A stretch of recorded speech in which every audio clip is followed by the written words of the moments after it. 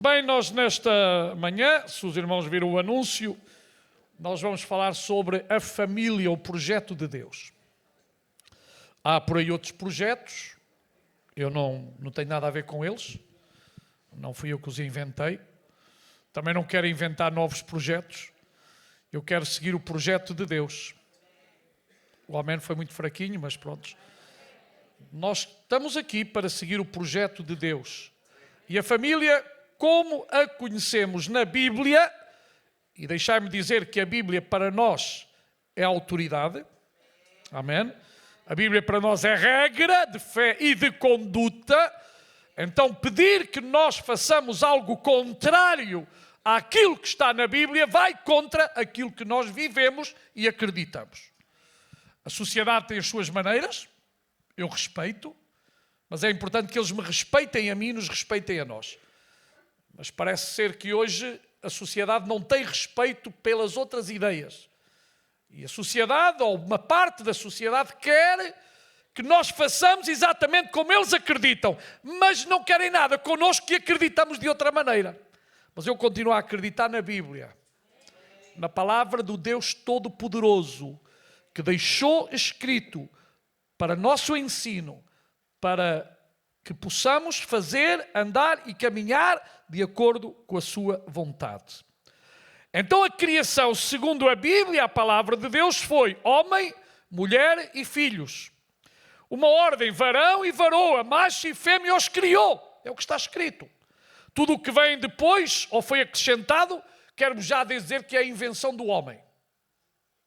E o homem está nos seus direitos, sabe porquê? Porque Deus deu livre-arbítrio. Deus não te obriga a ti a escolheres nada. Veja lá, se fosse assim, uma grande parte da população já estaria morta. Se Deus, cada pessoa que faz uma coisa errada, os castigasse.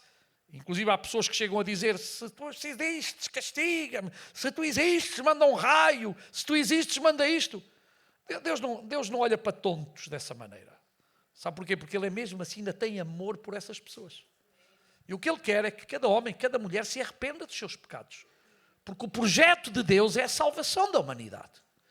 Deus não teria enviado o seu Filho se houvesse outra maneira da humanidade ser salva. A humanidade não tem outra maneira, outra forma. Não há, não existe. Só através de Jesus Cristo, Salvador do mundo. E a Bíblia diz que Jesus veio salvar e buscar todo aquele que estava perdido. Então a humanidade sem Deus está perdida. Nós sem Deus estávamos perdidos. A maioria dos que estamos aqui um dia encontramos Jesus. Entregamos o nosso coração a Ele. E a Bíblia diz, nascemos de novo. Passamos da morte para a vida. É por isso que nós acreditamos na vida eterna. É por isso que nós acreditamos na vinda gloriosa do nosso Senhor e Salvador, Jesus Cristo. Depois o homem, Deus fez o casamento, Deus fez a família. E o homem inventou a poligamia. Não lhe chegava uma, quis ter muitas. E alguns dirão, mas ó pastor, você lá na Bíblia está lá que tinham, aqueles homens que andavam com Deus, tinham. Pergunto, onde é que está a ordem que Deus disse para ter mais que uma mulher? Não aparece lá na Bíblia. Não aparece. Isso é coisa de homem. Pagaram caro. Veja lá, ainda esta semana, a semana passada, na ETAD, e todos estão bem-vindos à quinta-feira, não é preciso ser aluno, pode estar aqui às 8h30 para estudar mais da Bíblia. Sara facilitou. Havia uma promessa. Eu quero dizer que tudo aquilo que Deus promete, Deus sempre cumpre. Pode tardar, mas Ele sempre cumpre. Você é que não cumpre às vezes, nem eu. É verdade ou não é? Mas Deus sempre cumpre. E vamos a Sara. Vocês sabem, a Sara era a Sara. Até se riu quando a velhinha estava lá a ouvir que ia ser mãe. Este anjo não sabe o que diz. Ela achava que o anjo não sabia, estava passado da cabeça. E depois o anjo perguntou, mas riste? Eu não me ri. Eu acho que ela foi um bocadinho com medo. Que poderia ser acontecido por ela estar a mentir. E ela sabia que estava a mentir, ela riu-se mesmo. E vocês sabem, ela facilitou, como não acontecia a promessa. Então ela buscou uma solução fácil. Nós, os seres humanos, temos a mania de buscar soluções fáceis. E não há coisa pior que buscar as nossas soluções. Nós temos que buscar as soluções de Deus. Nós temos que buscar sempre a direção de Deus, a vontade de Deus. Deus tem sempre um propósito para a tua vida, para a tua família, acredita. Deus tem um propósito para cada um de nós. E nós não podemos desprezar o seu propósito para as nossas vidas.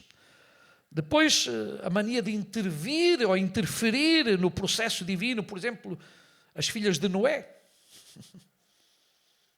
fizeram o que não deviam ter feito, embebedaram o pai, aproveitaram-se do pai, vocês sabem. Agora, outra coisa, vocês ainda não se deram conta que a Bíblia não tapa pecados a ninguém. A Bíblia não foi escrita para que seja aplaudida, mas a Bíblia foi escrita na verdade e é verdade. Não tapa, não esconde. A maioria dos livros de história que há por aí, quando falam de uma pessoa, uma biografia, por exemplo, quando vocês leem a biografia de muitas pessoas, vocês até pensam, mas estamos a falar de um anjo ou de um diabinho? Não leram já? Vocês conhecem pessoas, depois vão ler a biografia da pessoa e dizem, mas espera aí, estamos a falar da mesma pessoa? E no outro dia disse, e volto a repetir, no passado os reis portugueses era tudo gente muito boa. A partir de 1974 houve outros historiadores, outras mentes, foram procurar, foram investigar e descobriu-se que uma grande parte dos nossos reis eram chalupas da cabeça. Malucos alguns, loucos. Mas isso em todo lado, toda parte do mundo. A Bíblia não esconde ninguém, nem tenta pôr o homem superior a ninguém. A Bíblia declara a verdade sobre o homem, mas também diz que para esse pecado há um Salvador. Tu podes ter cometido todos os erros, mas Deus não te deixa sem saída. Deus não te fecha a porta. Deus abre a sua porta de salvação e oferece gratuitamente. Pela graça sois salvos. Isso não vem de vós, é um dom de Deus e não vem de vós para que nenhum de vós se glorie. Mas aquele que se gloriar, gloria em conhecer-me e saber que eu sou Deus. Deus nunca fecha a porta a ninguém. Há sempre esperança para ti. Há sempre esperança para a tua família. Em Deus sempre há uma saída. Em Deus sempre há um escape. Podes estar atolado até ao pescoço. Podes achar que tudo está contra ti. Podes achar que já não prestas para nada, mas isso é mentira, porque Deus ainda se preocupa contigo. Para Deus tu és precioso, valioso. Para Deus tu és algo que Ele pode fazer coisas grandes em ti e através de ti, se deixares que o seu Espírito Santo opere na tua vida e seja cheio do Espírito Santo. Vejam lá a maneira como Deus preconiza a vinda do Messias. Como é que Ele preconizou a vinda do Messias? Família. Naquela altura, a cultura judaica era um pouco diferente da nossa, apesar que era muito parecida com a cultura nossa de há 70, 80 anos atrás. O estar noivo era de uma grande responsabilidade. E Maria era noiva de José. Aquilo estava tudo marcado, dava certo, só era necessário o dia para se realizar o casamento. José passou um mau momento. Não pensem que Maria não o passou também. Quando o anjo lhe anuncia que ela ia ser mãe do Messias. Uma jovem virgem. Uma jovem proposta para casamento. Uma jovem que tinha já o seu noivo. Só estava à espera. Podia ser até nesses dias. Não vamos agora discutir essas coisas. E Maria, diz a Bíblia, que achou graça aos olhos de Deus. O nascimento de Jesus foi algo sobrenatural, mas realizado de uma maneira natural. Eu explico-me. Sobrenatural, porque foi o Espírito Santo que trabalhou em Maria. A partir daí, tudo foi natural. Ela ficou grávida, não sei se foi 8 meses e 40 dias, mas um processo normal, 9 meses, processo normal. Podia ser menos dias, muita gente nasce assim, não vamos discutir isso. Mas passou por todo um processo natural. O José demonstra ser um homem de caráter, mas um homem que amava muito. Portanto, tinham todas as condições para ser uma família funcional, não uma família desestruturada, uma família correta, na qual aquele casamento é por amor. Se aquele casamento não fosse por amor, José tinha fugido imediatamente e tinha deixado que as pessoas pensassem o que quisessem. Mas José não abandonou. É verdade que o anjo aliviou-lhe a carga. Mas também é verdade que ele teve que ter fé para aceitar aquilo que o anjo lhe estava a dizer. Nunca tal tinha acontecido. Então podemos dizer que José também era um homem de fé. Era um homem espiritual. Também não vou discutir, porque a tradição geralmente pinta José como muito mais velho, e é possível, porque quando, e vamos ver também outro detalhe, quando Jesus entrega a sua mãe a João, o normal é que José já tinha morrido. Portanto, esse é o mais lógico. Agora, se era mais velho, não era mais velho, também não estou muito preocupado com isso. O que eu quero ver aqui é o caráter de José. José tinha todas as condições para dirigir, guiar uma família bem e ser o suporte e ser o líder daquele lar, daquela casa. Então, a maneira como Deus preconiza a vinda do Messias foi através de uma família, portanto, José, Maria, Jesus, depois vieram irmãos e irmãs, que a Igreja Católica tem um problema tremendo em aceitar irmãos e irmãs, e eu sei porquê. Porque eles criaram um dogma que é Maria sempre virgem, que é uma grande mentira. Para já, desde o momento que ela deu à luz Jesus, deixou de ser virgem. Depois, relações sexuais dentro do casamento não são pecado. Então, olhar para o sexo como pecado dentro do casamento está errado, porque Deus criou o sexo para bênção do ser humano e também para procriação, para que nós chegássemos onde estamos aqui. Porque estou certo, se Deus tivesse criado 2 homens, o mundo tinha acabado já há muitos anos. Se Deus tivesse criado 2 mulheres, o mundo já tinha acabado há muitos anos. Estamos de acordo ou não estamos? Mulher com mulher não faz nada. Homem com mulher não faz criança. Mas isto não é só a Bíblia que diz. É a biologia, é a ciência. Estamos aqui?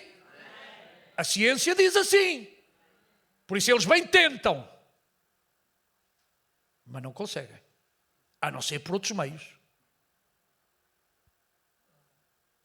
É como o outro, pronto, que diz que era mulher. Muito bem, ele tem o direito de dizer o que quiser. E foi ao médico, e o médico disse: você tem um problema na próstata.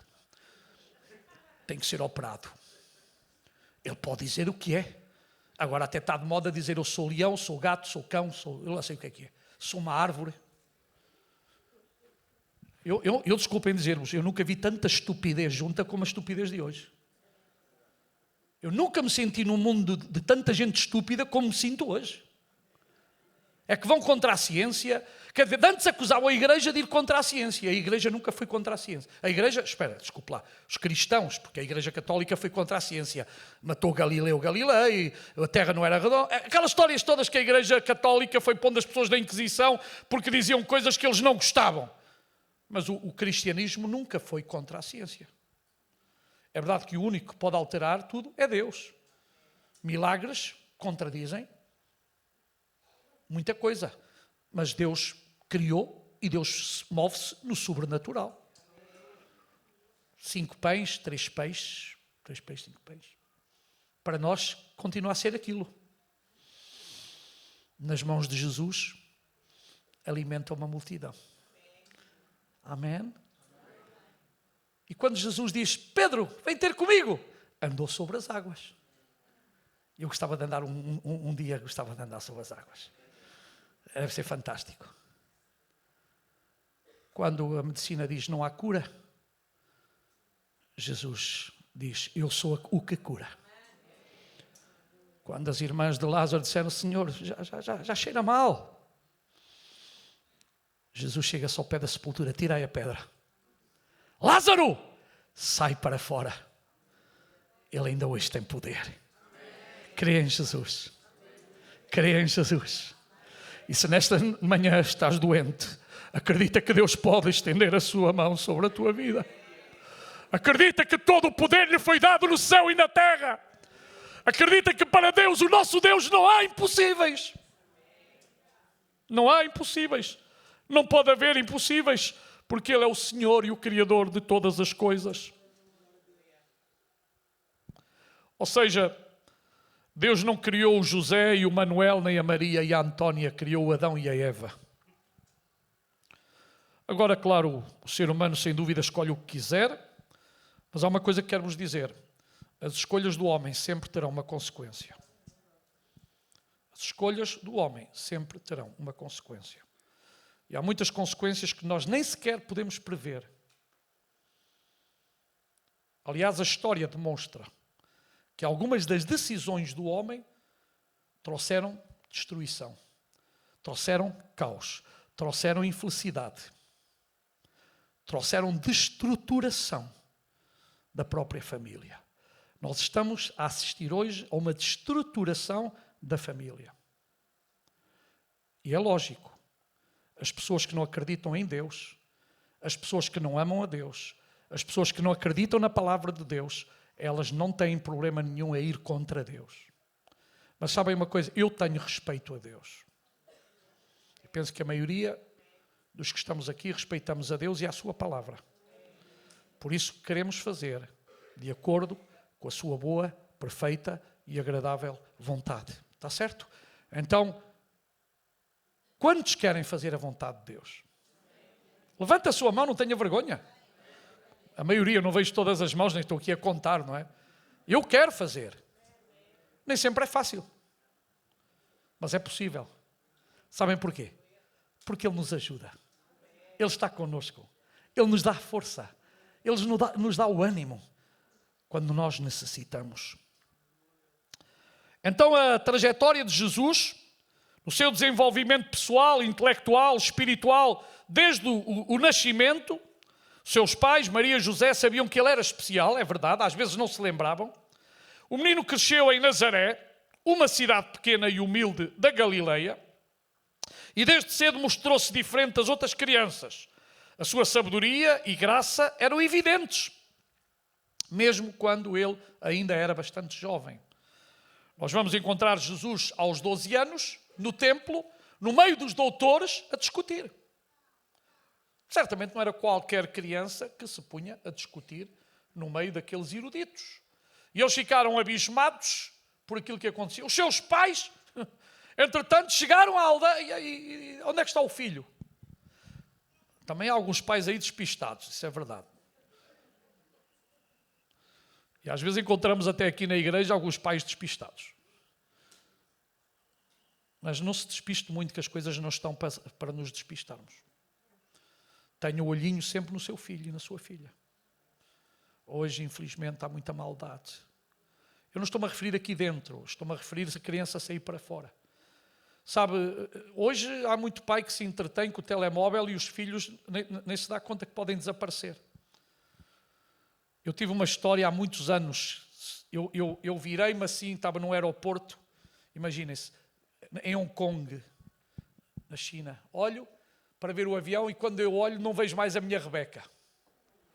Só foi a fazer isto. A minha mulher tinha saído e disse, cuidado com a menina. E assim, pois, eu só fiz assim. Quando vejo, não encontrei. Vocês não imaginam o que passou cá dentro. Passou-me de tudo. Finalmente lá encontrei muito perto, estava a tentar descer umas escadas elétricas em sentido contrário. Era pequenina. Que susto eu me levei. Ou seja, um descuido pode ser fatal. Tenhamos cuidado, irmãos. Qualquer descuido pode ser fatal em qualquer área. Tenhamos muito cuidado. Então não encontraram Jesus. Ficaram surpresos, voltaram. E lá estava Jesus no meio dos doutores e ele disse-lhes, Jesus pela primeira vez diz a eles, aos pais, porque me procuráveis? Não sabeis que me convém tratar dos negócios do meu Pai? Pai com letra maiúscula, do meu Pai Celestial. Jesus sempre teve presente a sua missão. Quando chegou a hora, aí vemos Jesus fazendo milagres, fazendo prodígios, pregando o Evangelho do Reino, pregando as boas novas de salvação, de esperança. E ainda hoje, através daqueles que lhe são fiéis, o Evangelho continua a ser pregado, continua a ser ensinado. Continua, porque o Evangelho é poder de Deus, salvação de Deus, libertação de Deus, cura de Deus, aleluia. Nós amamos esta palavra, nós amamos o Evangelho, porque ele é poder.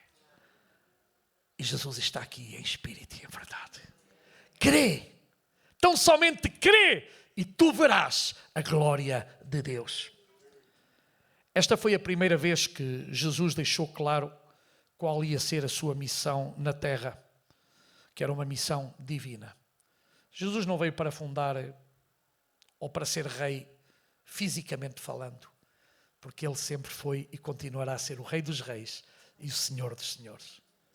Muitos dos judeus estavam à espera de um libertador político, de alguém que iria encabeçar um exército, de alguém que os iria dirigir a uma guerra contra Roma. Mas Jesus veio trazer a paz à humanidade. E é pena que, vindo Jesus trazer a paz à humanidade, há tanta gente hoje que ama a guerra. Há tanta gente que ama a guerra. É por isso que estamos a viver, mesmo nós aqui, graças a Deus. Mas quem está na Rússia?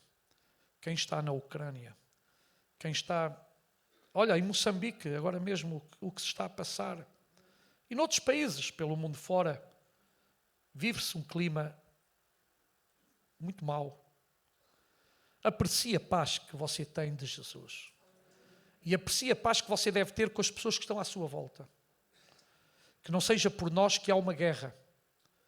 Que não seja por nós que há guerra no lar. Porque sabe onde é que começam as guerras? Primeiro começa na vida da pessoa. Depois começa no lar da pessoa. E depois já como não estão satisfeitos, levam a guerra para fora. Por isso é que Jesus podia dizer, deixe-vos a paz. A minha paz vos dou. Não como o mundo vos dá. A paz do mundo é podre. A paz do mundo não presta para nada. Mas a paz de Jesus excede todo o entendimento. E a sua paz leva-nos a desejarmos uns aos outros a paz do Senhor, meu irmão. A paz do Senhor, minha irmã. Que a paz de Deus seja contigo, aleluia. E que isto seja real nas nossas vidas. E que essa paz possa estar na nossa casa, no nosso lar.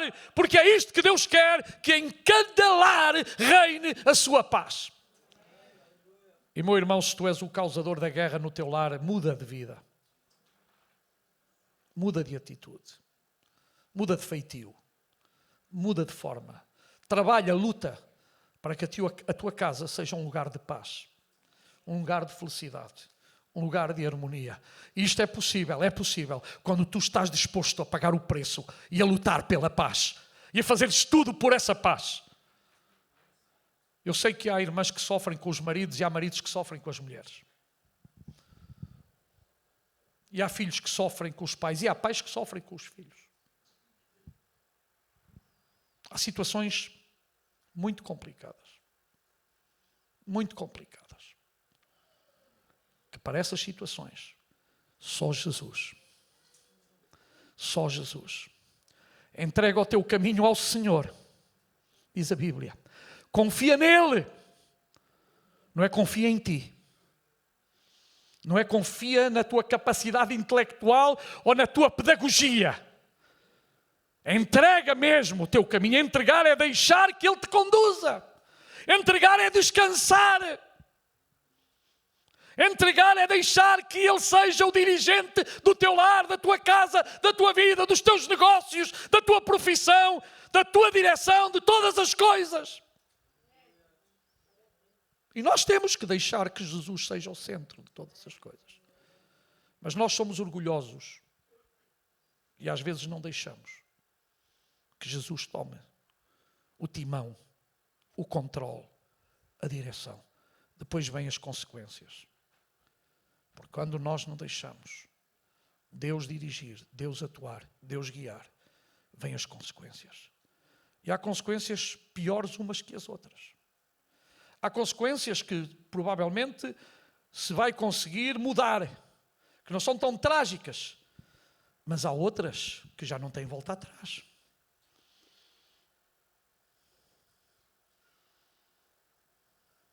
Eu costumo dizer, eu pegar num carro e levar uns copos a mais, se eu for contra um poste e não acontecer nada, não é grave.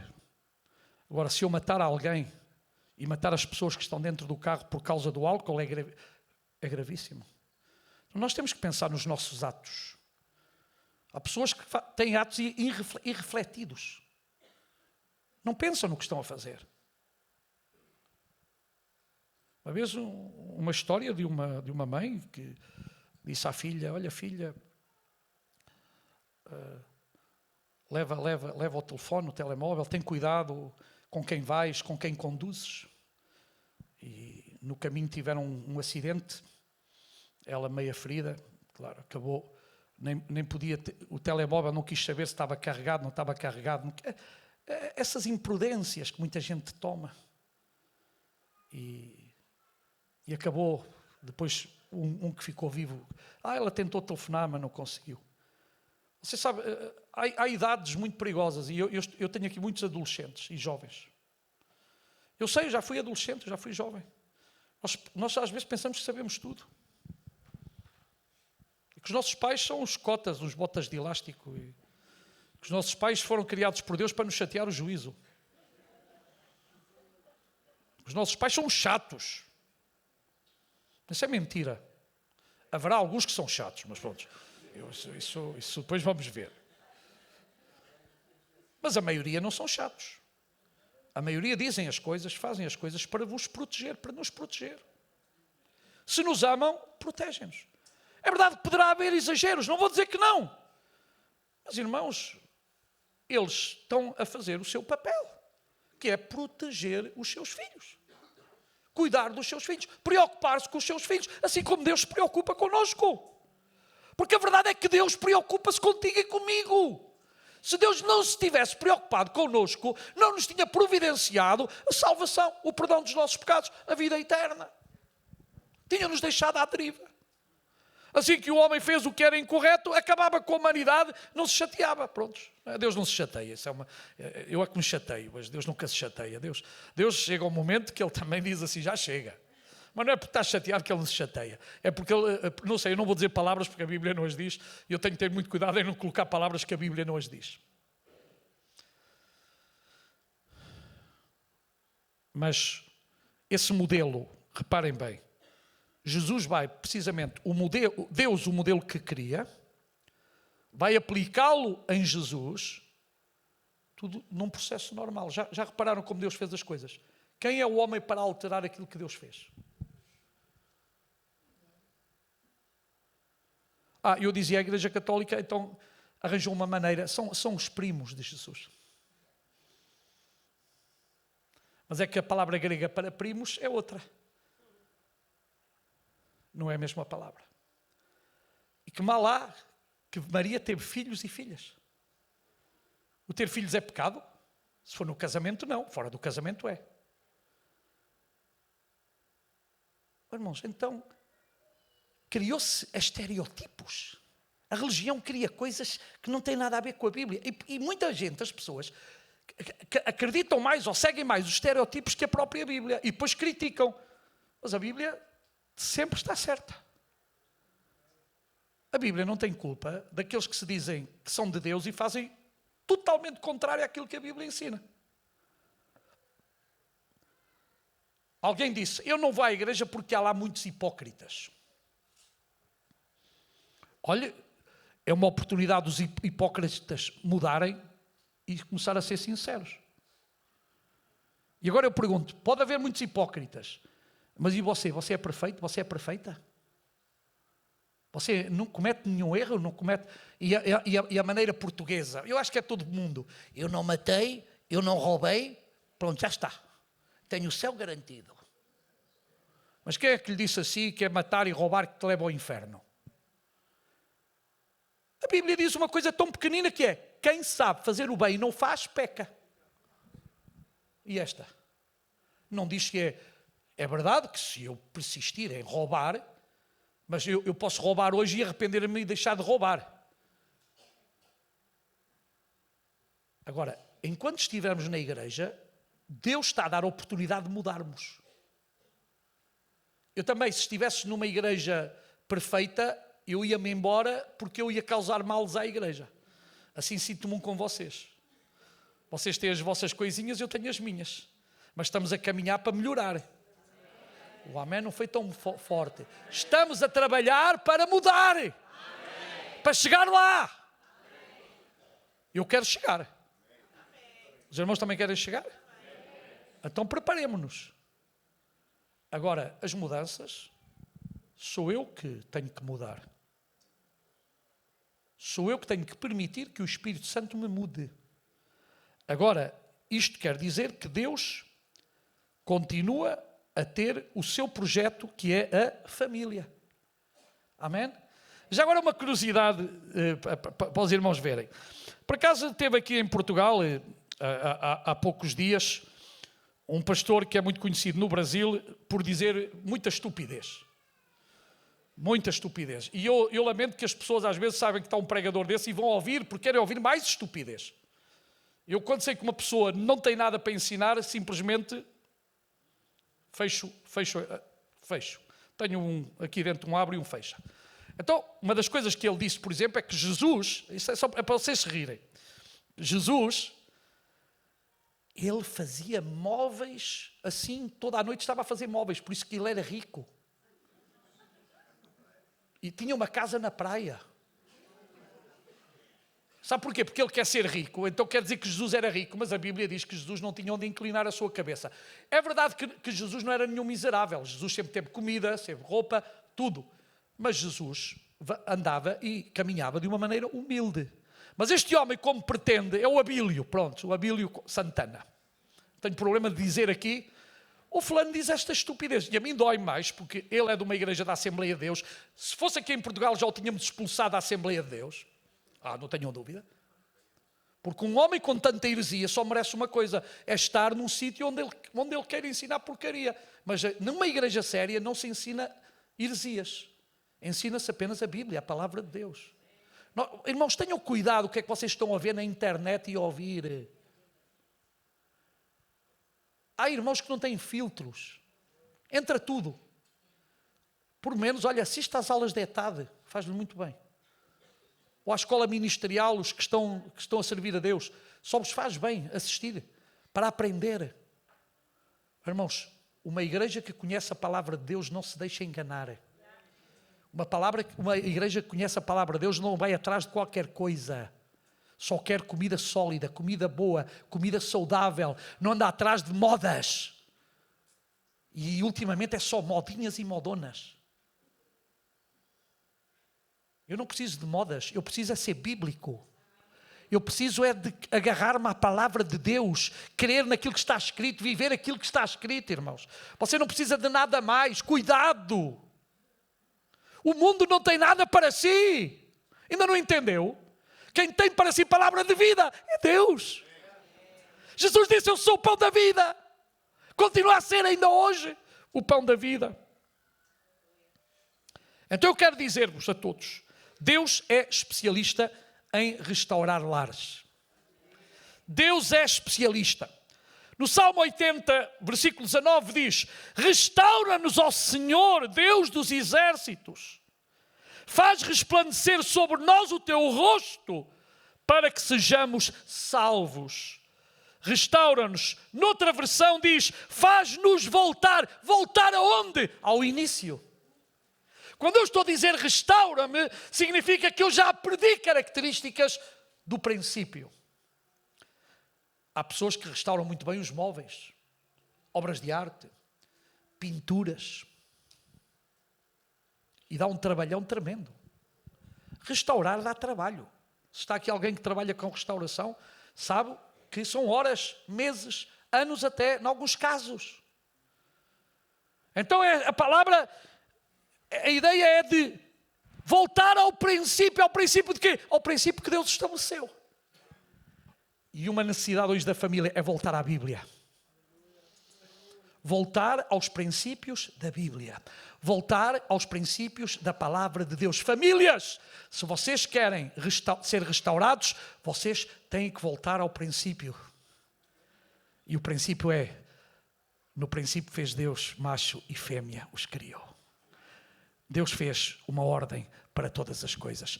E a mulher não é inferior ao homem, e o homem não é superior à mulher. Cada um tem o seu papel. O problema é quando a mulher quer fazer os papéis do homem e o homem quer fazer os papéis da mulher. E os homens, alguns, fazem muitos papéis. E há por aí cada papelão. Há por aí cada teatro. Mas nós temos que entender que Deus deu papéis diferentes. Direitos iguais. Oportunidades iguais.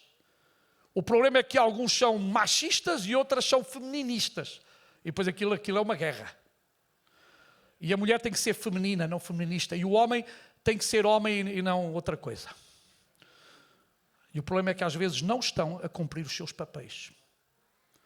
Nós temos necessidade de voltar aos papéis da Bíblia. Amém? Você quer ter um lar correto, quer ter um lar abençoado, quer ter um lar próspero, quer ter um lar onde Jesus reine, então seja um lar de acordo com a Bíblia. Um lar de acordo com a palavra de Deus. Primeiro, entenda uma coisa. A tua família, agora estou a falar para cada um de vocês, é importantíssima aos olhos de Deus. Os améns foram muito fracos, se calhar alguns não acreditam nisto. A tua família é importante aos olhos de Deus. Tu podes não lhe dar o valor, mas acredita que Deus dá valor à tua família. Deus nunca desvaloriza a família. Deus tem um valor muito grande pela família. É a tua família. Não é a família do A, B, C, D. É a tua família. Porquê? Porque a família é um projeto antigo e ao mesmo tempo atual. Foi, é e continuará a ser um projeto de Deus. Ela foi instituída desde o princípio. Por isso, e disse o Senhor Deus, lá em Gênesis 2, 18 a 25, eu não vou ler todos os versículos, mas diz: e disse o Senhor Deus, não é bom que o homem esteja só, far-lhe-ei uma ajudadora idónea para ele. A mulher não completa o homem, a mulher complementa o homem. Há aí uma ideia, e outra ideia também, que nós até a dissemos e está errada. Atrás de um grande homem há uma grande mulher. A mulher nunca está atrás, está ao lado. Epá, as mulheres não me disseram amém hoje. Vocês desculpem, eu estou-vos a valorizar e vocês nem um amém aqui ao pastor. A mulher não é um complemento do homem. Ou é? Ela não completa, mas complementa. São duas palavras muito parecidas, eu fiz uma rasteira. Complementar é estar a... Completar é porque lhe falta algo ao homem. Então Deus tinha feito uma criação mal feita. Eu sei que há mulheres que acham que o homem, como foi a primeira coisa, foi mal criado. Já ouvi a teoria de algumas mulheres, que Deus depois teve que fazer o segundo protótipo porque o primeiro estava estragado. Isso é mentira, cuidado, não diga coisas dessas dos homens. Por você dizer isso é que você é feminista.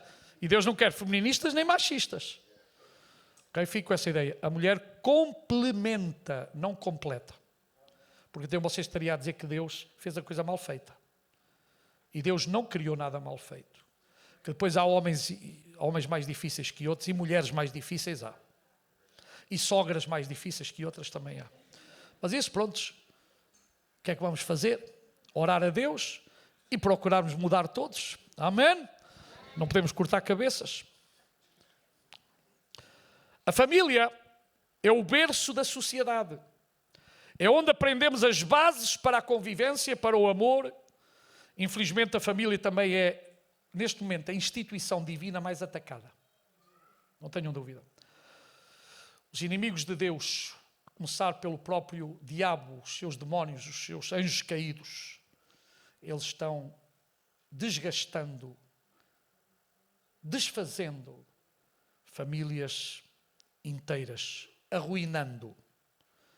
Mas eu quero dizer-vos uma coisa, Deus quer restaurar.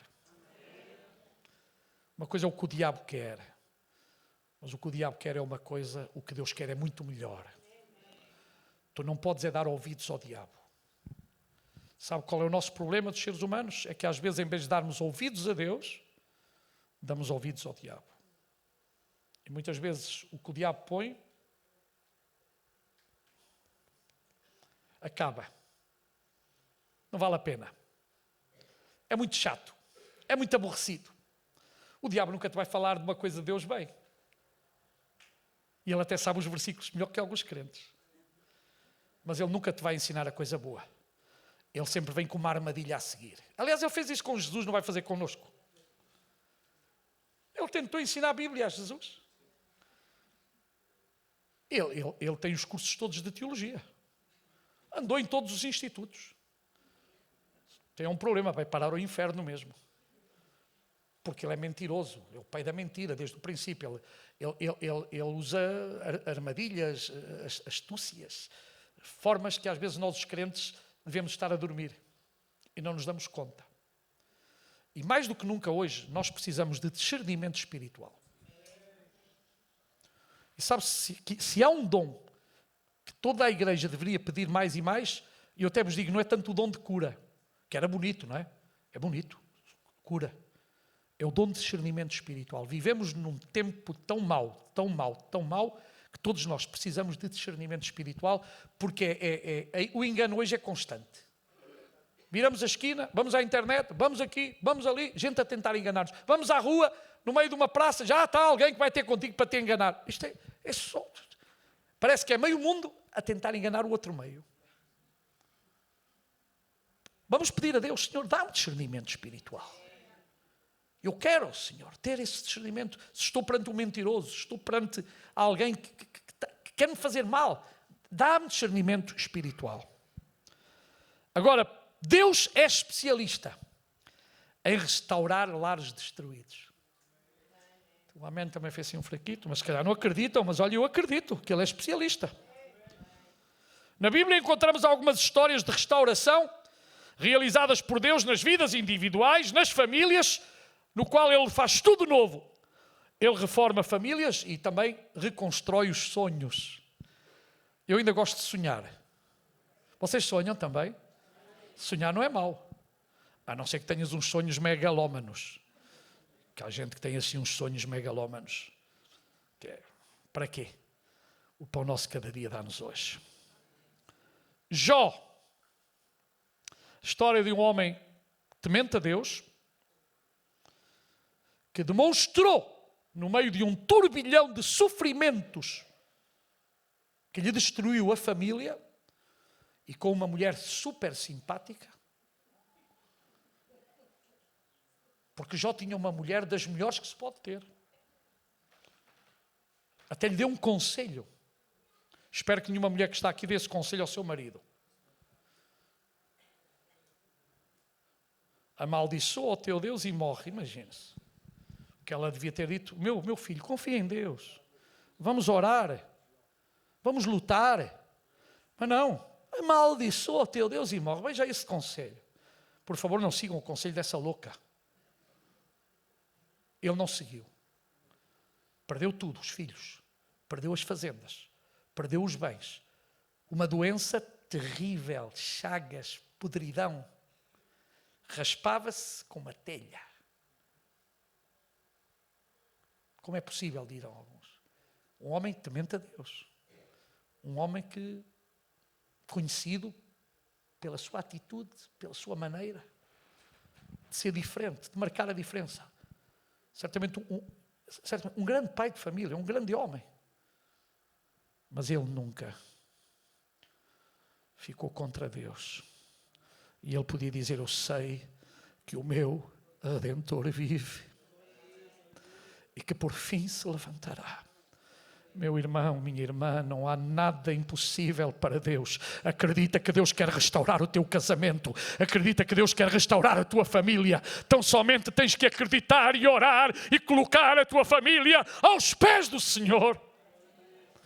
E acredita que há vitória em Jesus. Porque todo o poder lhe foi dado no céu e na terra.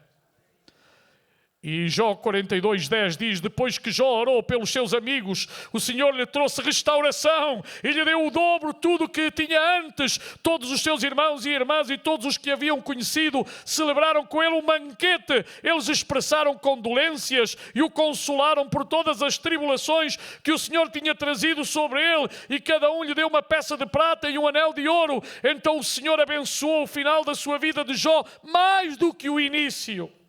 E depois até diz o que ele teve. Teve 14.000 ovelhas, 6.000 camelos. Eu não preciso de camelos, não preciso de ovelhas. 1.000 juntas de bois, 1.000 jumentos. Também teve 7 filhos, 3 filhas. À primeira filha, depois diz uns nomes que vocês não deem aos vossos filhos. Gemima, Késia, Queren Apuk. Senhor meu, ajuda-me, que os nomes são difíceis. E diz que em parte alguma daquela terra havia mulheres tão bonitas. O homem agora estava tramado. Com mulheres tão bonitas, tinha lá os homens todos na porta. Depois disso, versículo 16, Jó viveu 140 anos. Viu os seus filhos e os seus descendentes deles até à 4ª geração.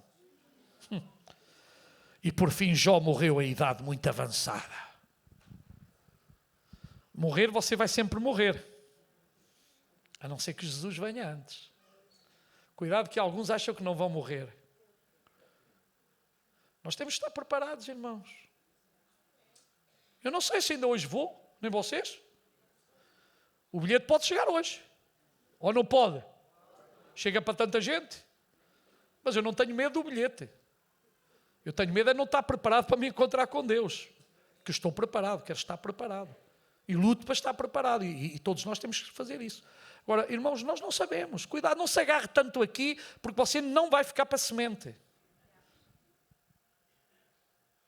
Há uma ideia hoje que eu tenho que viver. Irmãos, melhor é estar com Cristo. Eu sei que todos pensam, mas ainda tenho filhos pequenos, ainda quero desfrutar, ainda quero viajar, os estamos todos. Amamos todos o céu, mas lá para cima ninguém quer ir. Quem ama o céu? Aleluia, eu quero. Então anda, hoje vais para o céu.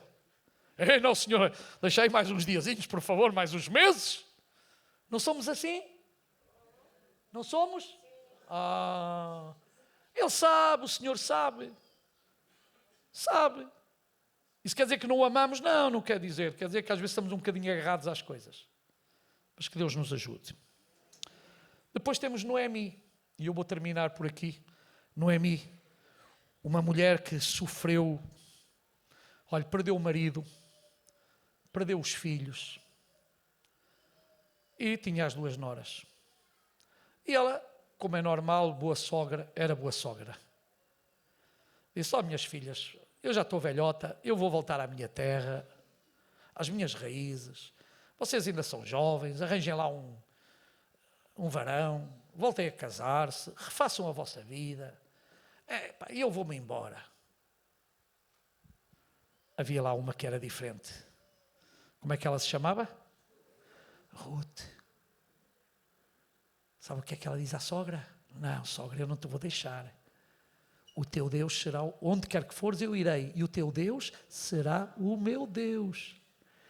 E sabem o que é que Deus fez daquela família? Reconstruiu. Arranjou um marido para a Ruth. Logicamente a sua sogra já estaria protegida. Mas ela foi ela foi avó de reis e também pertenceu à descendência de Jesus Cristo. A sua obediência a Deus, o seu deixar nas mãos do Senhor fez com que a sua vida fosse reconstruída. E a tua vida pode ser reconstruída em Deus. Não chores o que já passou. Não lamentes o que já passou.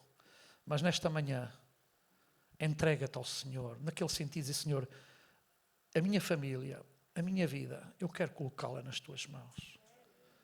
Eu sei que tu tens poder para reconstruir, para ajudar, para fazer um milagre na minha vida. Eu não quero ser a mesma pessoa, não quero voltar a pensar nas mesmas coisas. Acredita que Deus quer reconstruir a tua vida. Deus quer fazer algo novo com a tua vida. É verdade que eu depois podia falar de Maria e João. Não foi o fim, Jesus já estava a preparar tudo e preocupou-se em entregar Maria àquele que tinha sido o discípulo amado, aquele que tinha sido tão íntimo com Jesus, no sentido de ser muito jovem, estava com Jesus, reclinava-se no seu ombro e agora Jesus deixa-lhe uma tarefa. Olha, o meu amigo, a partir de agora cuida da minha mãe, está bem? É interessante como a Bíblia tem um cuidado muito especial com as viúvas, com os órfãos. No livro dos Atos dos Apóstolos, a igreja levantar diáconos que começaram, num primeiro momento, a cuidar das viúvas, que estavam a ser descuidadas. Claro que hoje o sistema é totalmente diferente, há reformas, há segurança social, há ajudas sociais, mas naquele tempo não havia nada disto. Mas há uma preocupação desde o Antigo Testamento em ajudar os desfavorecidos. Okay? Uma preocupação bíblica. Depois outro, e termino aqui, eu queria dar, mas não dá. O filho da viúva de Naim, uma mulher que tinha um único filho. Tristeza. Para dentro da cidade entrava Jesus com uma festa de pessoas em alegria. Da cidade saía tristeza, um funeral. E diz que Jesus teve compaixão por aquela viúva, aquela família. O seu único filho, o seu ganha-pão, o seu ajudante, alguém que lhe podia ajudar, tinha morrido. E Jesus fez um milagre. Trouxe alegria àquela viúva. Jesus hoje pode trazer alegria à tua vida.